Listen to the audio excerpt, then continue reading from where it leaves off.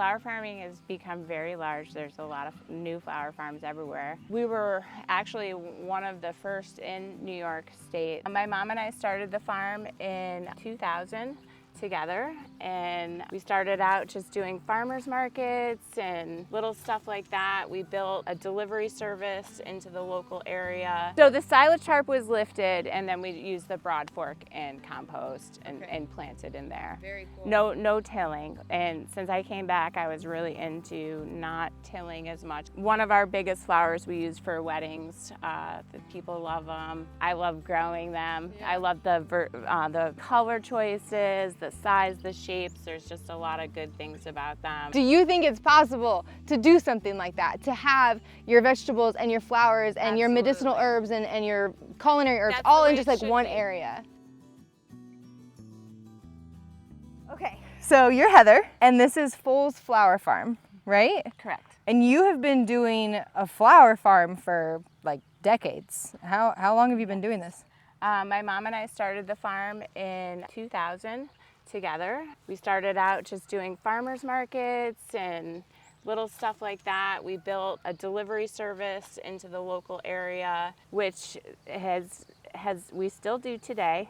In fact, my mom just left with a van full of flowers. Oh, wow. So I left and actually went to school for some years and came back in 2017, and she was running the farm in between those times. She kept the delivery service going and started doing some weddings, and then I was living in Pennsylvania, so I'd come up and help her with the weddings, which I absolutely loved. In 2017, I moved back, really loved it.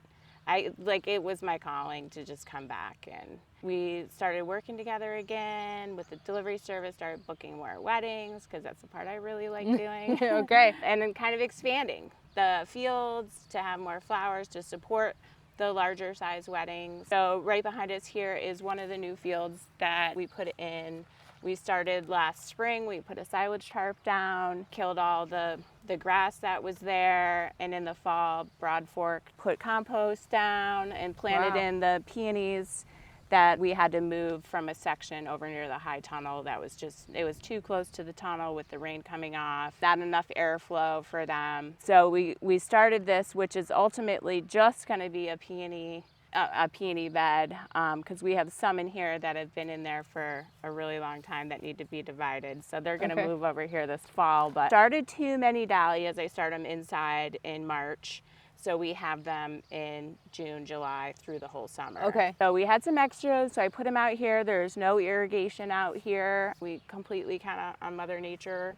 And it looks like you've got like mulch, like a hay down or straw. Yep, straw is definitely the form of mulch that I use most. We do have a wood chipper, so the peonies will eventually go in wood chips. Okay. So the bed will be wood chips and probably some green walking paths in between. The rose cover landscape fabric. I'm trying to kill all the really invasive grasses here to implant something that won't really encroach in as much. So this is kind of how I start doing that, and then maybe in the spring I'll put a perennial non-invasive grass next to these. So it'll look a little bit better. Yeah, so this is like a less established bed. It's just beginning, and this is how you get a bed started. Like you said, you throw the plastic down. Yep. Put the mulch down, yep. Put the flowers in, and then So the silage tarp was lifted, and then we used the broad fork and compost and planted in there. Very cool. No tilling. And since I came back, I was really into not tilling as much. I've learned a lot actually from Nick, who you met. He's really helping me with a lot of that stuff. I can see the difference in the plants growing. How so? I think there's less disease in a lot of ways. The microbiome can kind of stay in the soil instead of getting rooted around. I'm a big fan of earthworms. They don't really get affected. Yeah, I think it's important. Also, I have a hard time starting the rototiller anymore, so it's a good way. And the broad forking is much better for my body than pushing around a rototiller. Absolutely.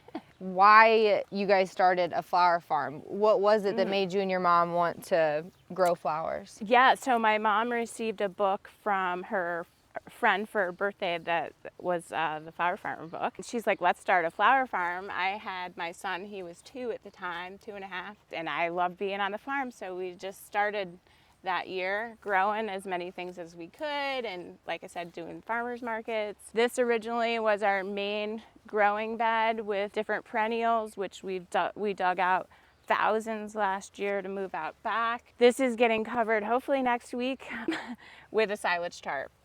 For the summer, potentially even into the spring, depending on how the progress is. A cover crop will go on, and then eventually we'll get some rows going, some more annual rows down here, because our main irrigation pond, which we're going to see in a minute, feeds this. Whereas our irrigation out back, we have to pump water up. So I want all the annuals that require the most water to be close to the pond. That makes sense. This is a work in progress. We have a lot of ornamental shrubs. These are some flowering quince, and we have some hydrangeas in here called pink diamonds. Here we have 2 rows of dahlias, which is one of our biggest flowers we use for weddings. The people love them. I love growing them. I love the color choices, the size, the shapes. There's just a lot of good things about them. They grow well here. I can keep my own root stock, the tubers every year, so I'm not purchasing those in. We do have one vegetable row here in the main field. My mom planted the whole thing, and it's doing great. That's awesome. It's nice to have some homegrown veggies. Good deal. Yep. So you mentioned about weddings. Is that just the bouquets, like the flower arrangements? That's what you're doing? That's what you're doing, or are you hosting weddings here? No, we do. I meet with couples that are interested in buying local sustainable flowers. Together, we work together to design really their vision for their wedding, which includes ceremony flowers, arbors, and then personal flowers like the bridal bouquets and bridesmaids and corsages and boutonnieres. And then we do centerpieces and other types of installations just to make the big weddings so pretty. It's a lot of fun working with each couple because each one is so different. So every wedding is different, which is great. And just getting to know the couples and what their preferences are is really nice. They get to come out to the farm and week of and see some prototypes and pick the flowers for the bridal bouquet. So it's a nice, relaxing little visit before a busy week, and it feels great to be a part of it, honestly. Do the couples pick their flowers before you plant them and before you have them? If we've booked in time and stuff like that, I do grow specific flowers for specific couples if that's what they want. Absolutely. Very cool. Yeah. So was that, did you think that you were going to be doing the weddings part when you guys started the flowers? I don't think so. Definitely not. It's just, my mom started really picking them up early on, and like I said, when I was in Pennsylvania and she had some opportunities to have some extra ones, she's like, do you want to come help? And and I just fell in love with doing it. Because and this is just a personal thing, but when it comes to flower farms, I never dove into it or looked too deeply, but I always wondered why you would get into it. It didn't seem like it was very profitable, or maybe it was hard work versus, having vegetables that you can eat, right? And that's just my personal ideation that has no actual stance. I haven't done any research into it.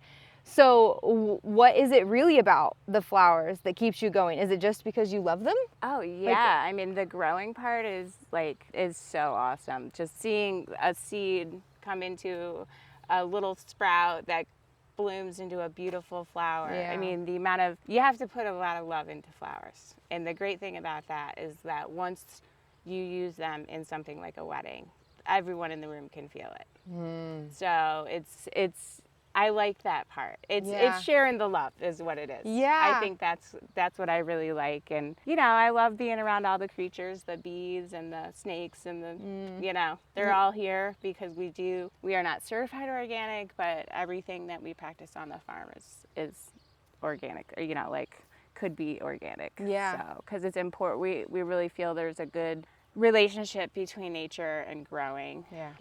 It's a full circle. Yeah, so. No, I know, I love that. And they are beautiful. They are absolutely beautiful. Yeah, the dahlias are really just starting to come on in the field in the last week. If you were to see this, say, in a month, they're going to be about 2 feet taller. Oh, wow. And have a lot more bloom. Yeah, and they can be very challenging, especially because we are surrounded by a large crop farm. So a lot of the bugs like to come over and have a good tasty treat. But, I use some organic sprays spray every week. I rotate between the ones I use so there isn't buildup or anything like that. And luckily last night with this storm, I haven't been able to get them tied up yet. There's been so much pressure this year with the hot weather. Things are coming on early, trying to keep up with things. Yeah. So luckily everyone pretty much stood up here last night. That's awesome. Because it got quite windy here with some hail. Oh, did you get hail? Oh, wow. It was a lot of deep breathing for a few minutes, but it is what it is. Right.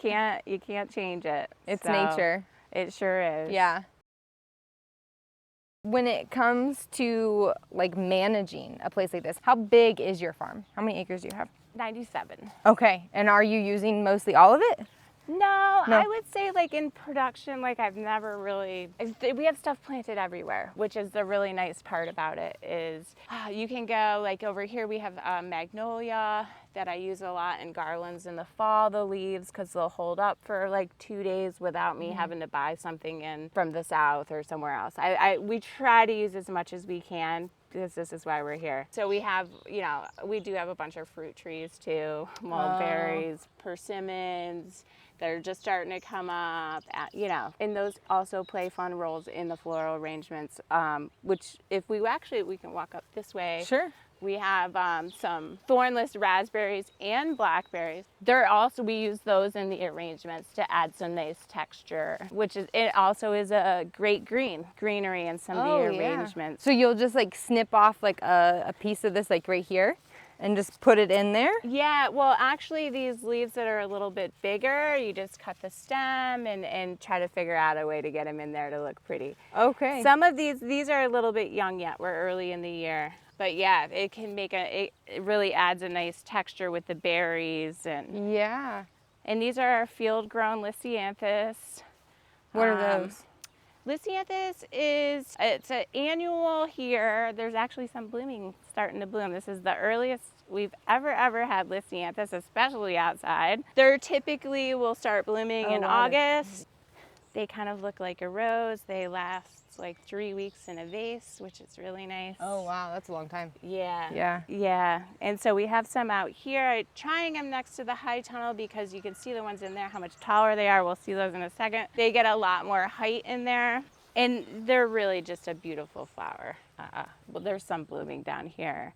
And I put in some later this year just to kind of I like to do a lot of experiments on the farm. Yeah.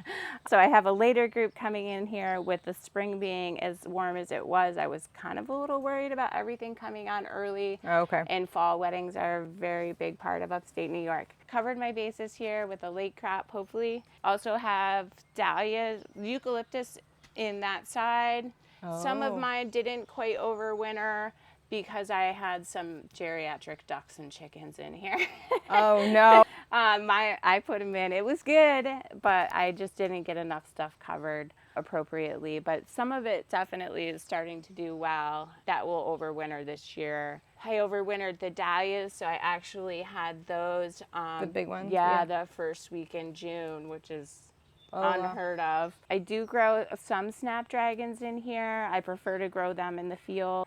And my favorite thing about snapdragons, I don't know if anybody knows this or not, but they can talk to you. It is like my favorite part. So when Paul and I got married, we had a little like a front porch and a balcony on it.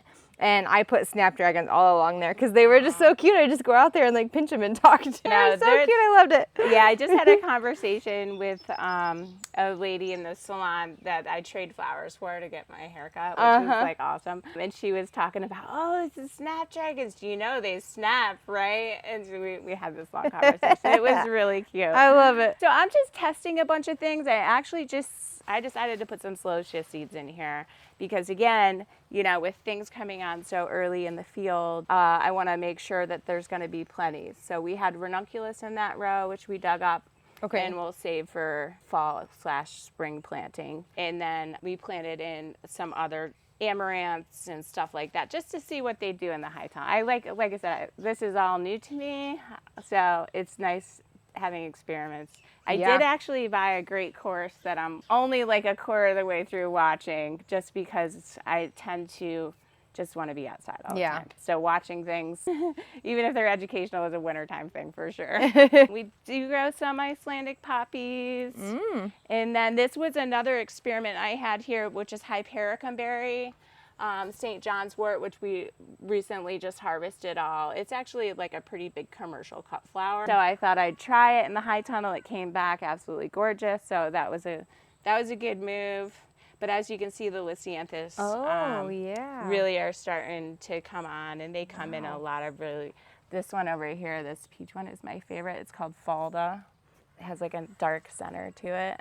Yeah, I got my netting up a little bit late. I have to come in here when I'm having a lot of patience and try to weave it down a little bit.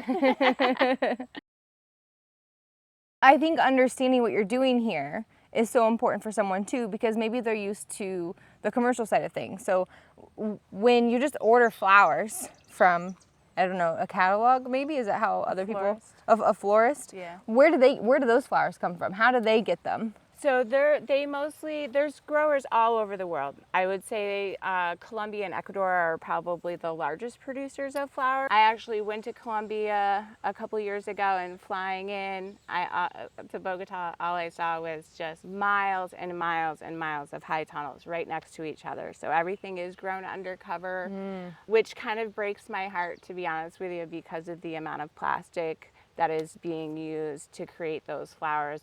And just the labor that goes in, and the price of a rose has literally not changed in 25 years. That tells me that they're not getting a pay increase at all, and that's just not really how our world should work. So Yeah. a lot of them come from South America. There are some bigger U.S. growers in California and greens growers in the South, and then Canada has a lot of greenhouses where they grow, and then of course the Dutch of the Holland has a lot that they grow. So they're imported from there. And Japan is stepping up into the mix, but I'd say the big two are Colombia and Ecuador. So, and they come in packaged in plastics, and and they're beautiful flowers. But they are heavily sprayed. So if I do have to order things in, I'm really cautious. And I tell the couples, if they want something bought in, I wouldn't put it on your wedding cake.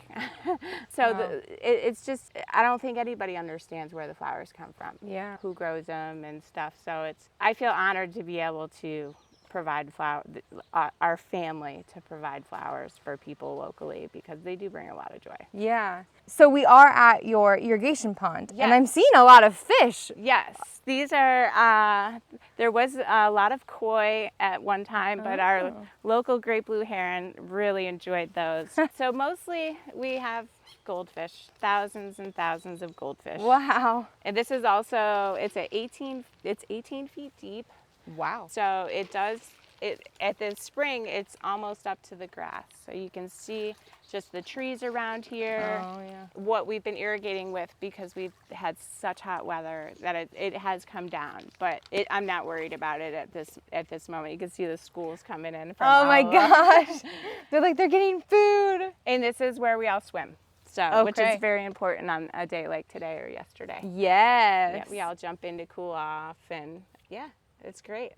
That's awesome. Talk about morale too. I mean, like, not only is it's hot, you're carrying, heavy things around, but then you're like, you know what? I'm gonna take a break, go take a dip in the pond for a minute. But the fact that you irrigate with this is really cool too. So for these beds up here, you said that all of that water comes from here. How often are you watering then? Well, it all depends on the conditions. I really prefer rain. It's so much more saturating for the roots. So in the high tunnel, depending on the weather, I could be irrigating every other day with those guys.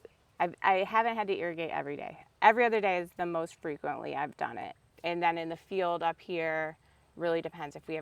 There's been times we haven't had rain for 6 weeks, and I'll irrigate a little bit every 2 to 3 days, just to kind of keep things at a certain moisture level. Yeah. So, and that, I really do feel like water is going to be the hardest struggle for us moving forward, just because the climate's changing, and it seems like each year we're having these dry spells with the heat. We did dig another pond in hopes to help with that. Yeah. So this is your new pond? Yeah, this is one we had dug.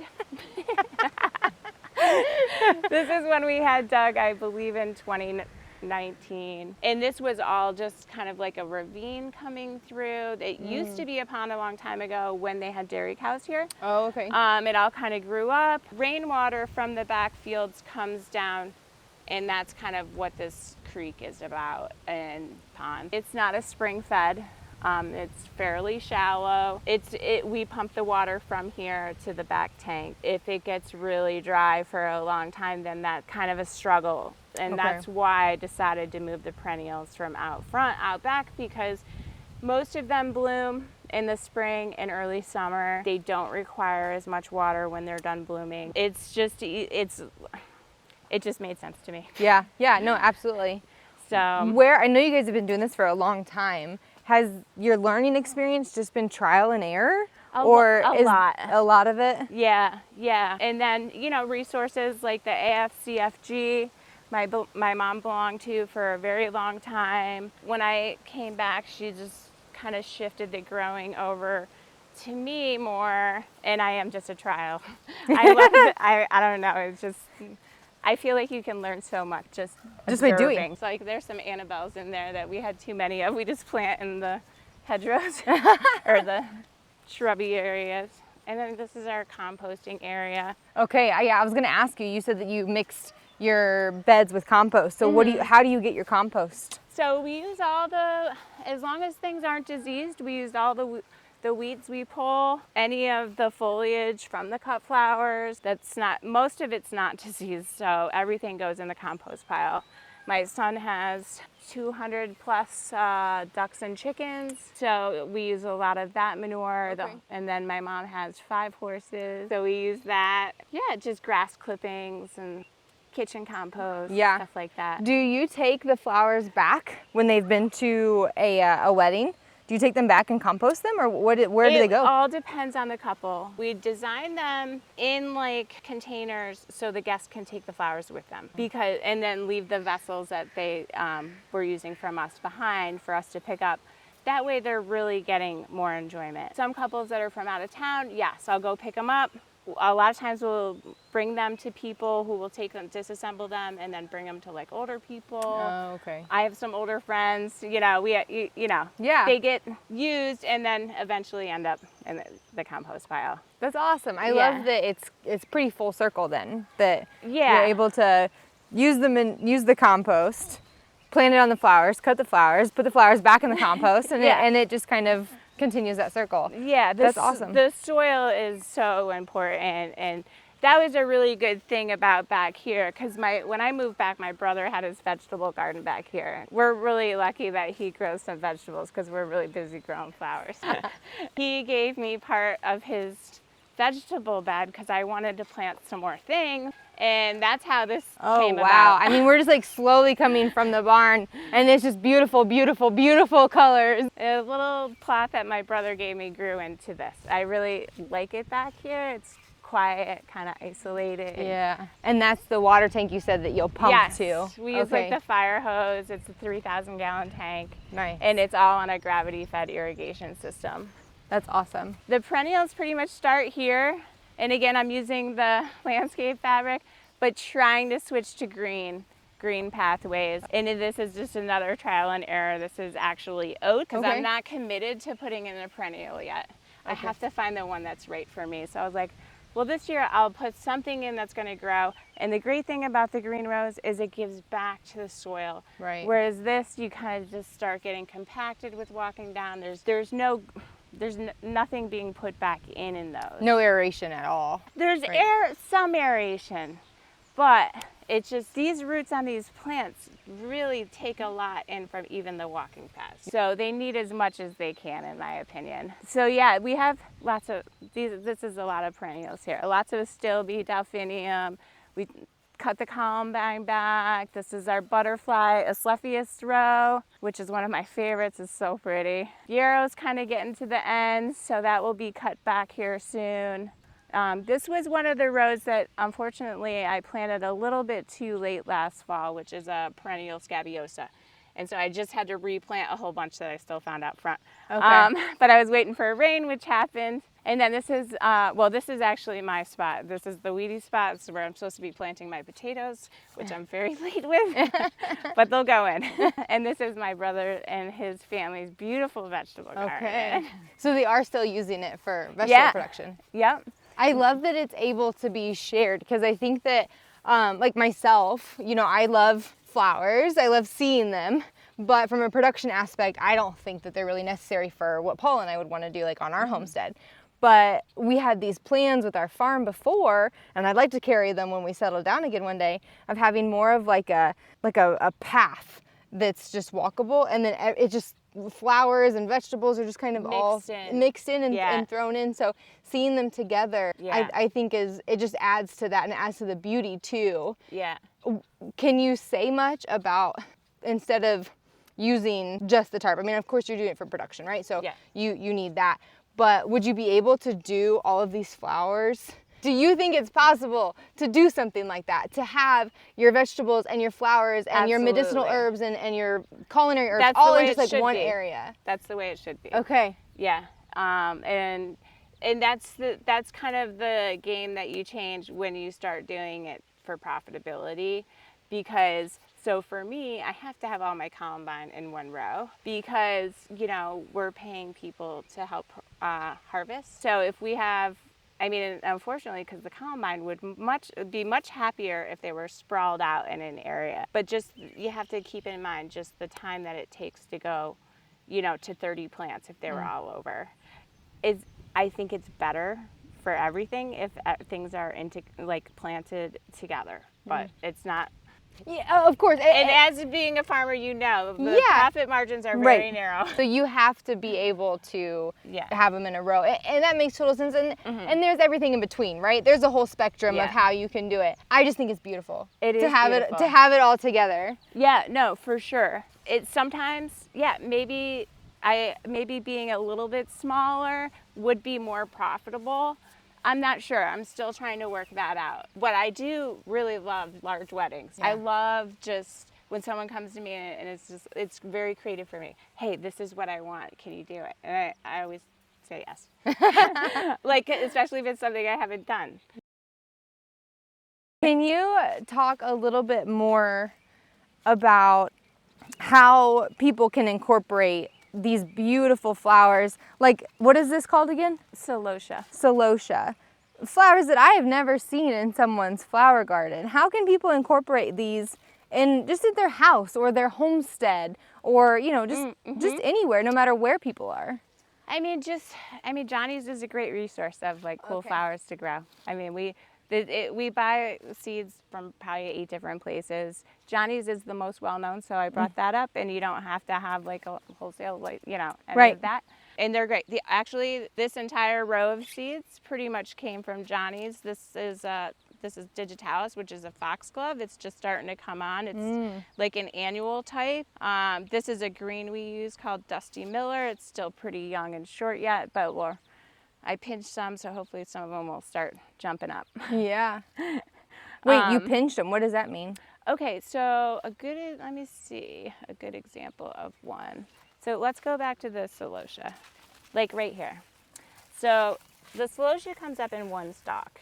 Okay. If you pinch the middle out, you can see where we cut this. Oh. Instead of sending up one stem, it will send up all these other stems. Now, they'll tend to be a little bit shorter, but you get a lot more production out of your space. So are you saying that the leaves at the base here, like you did it here, these leaves are going to become shoots?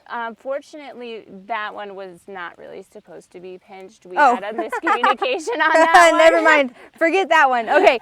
So are you saying that these leaves, like after you pinch it and cut it off? This is a good example. Okay. If I would have pinched this one when it was much smaller, then all of these would be long usable side shoots. Okay.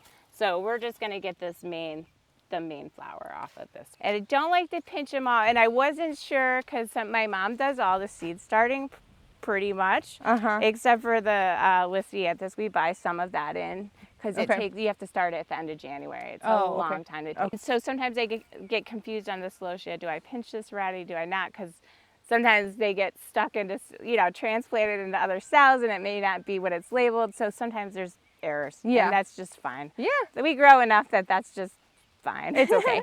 Yeah, so like this status is, I always, is really pretty, and the amaranth is really cool. Oh, yeah. This was all seeded in. This is a direct seeded variety. All these other ones in here were all started inside. And we don't have a greenhouse, so we just use the cheap LEDs off of Amazon 10 packs. We don't buy grow lights. And I buy the rolling shelf units and hang them on there, and everything gets started in the living room or the back bedroom. That's awesome. Yeah, I love that. Yep, and that's it. My mom does such an excellent job with that. And then, of course, we have the zinnias. They're just starting to come on. And what's so fabulous about these is, they're all like shorter, and they start out like here, but like literally in a couple weeks, 2 or 3 weeks, they're going to be up to my shoulders. So it's just fascinating to see these grow from a seed to this. And people just love them. That's so true, because a lot of people think about, growing things from seed, and my first thought always goes to vegetables, but they're on the ground. Yeah. And you're bent over, and your back hurts, Well, you do have to cut these down at the base. Yes, but I'm thinking you're saying they grow up really high, and they're like in your face. You don't have to, to enjoy them, you don't have to bend over and get them necessarily. Yep. As you're finishing up here a little bit, what advice would you have to somebody who loves flowers, maybe is interested in doing something like this? Maybe not to this scale, maybe bigger, but they love your principles, and they want to kind of do what you're doing. What advice would you give them? I think the thing that was probably the best thing that we did was we didn't take any debt on. How did you do that? We just paid for things that we grew as we grew. So you just started small and slowly built. Flower farming has become very large. There's a lot of new flower farms everywhere. We were actually one of the first in New York State. There was a couple down in Ithaca that have also been around for a long time. Wow. But the majority of all the new flower farmers are newer, and they're doing a great job. They grow a lot in the tunnels and stuff like that. And that's great if you have the resources to start out like that. A lot of people don't. I mean, we were fortunate enough to have a farm. So that's the biggest part is having the land. But you literally, if you look at this is not even an acre. So you can have a small plot and do it for sure. I always think it's good to start out smaller and work your way up, because you're going to learn as you go. Not always an option. I was a mom. It was a good option for me. My mom was teaching, and she wanted to do something else, so it was great for her. Yeah. We were just very fortunate with all the circumstances around us to get it started. Be patient with yourself, for sure, and love the flowers, everyone you put into the ground. I love that, because like you said, like no matter where these flowers go, you can feel the love come off of them, right? Like you're at a wedding, you just have a bouquet on your table, or a vase, and you just easily feel the love that's coming off of them. Yeah, it is a really special thing to have. Yeah, for sure. That's awesome. Thank you for having me out and showing me this. This is the first flower farm we've ever been to, and I was so excited coming here because I was like, I have so many questions. How do you make it work? Why are you doing this?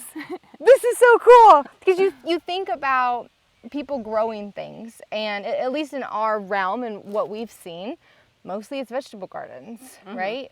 And people want to eat. And yes, that's great. And you're incorporating some vegetables in here with your family members, but it's also nice to look at pretty things. Yeah. It's part of being alive. Yeah. And I love what you're doing. I love what you're doing for the people that you work with the events and the weddings. I love it. So thanks for showing me out here. I really appreciate it. Thanks for coming out. This has been really fun. Thanks. So like I said, I was so excited to come to a flower farm because we haven't been to one yet. I knew it would be beautiful, right? Flowers are beautiful. But just talking to her about the income that comes in, and talking with Heather about why she's doing this, and that she gets so much joy and love and excitement from doing this. That's why we grow things, right? Like, that's why we as farmers like being outside and being in the dirt and working with plants.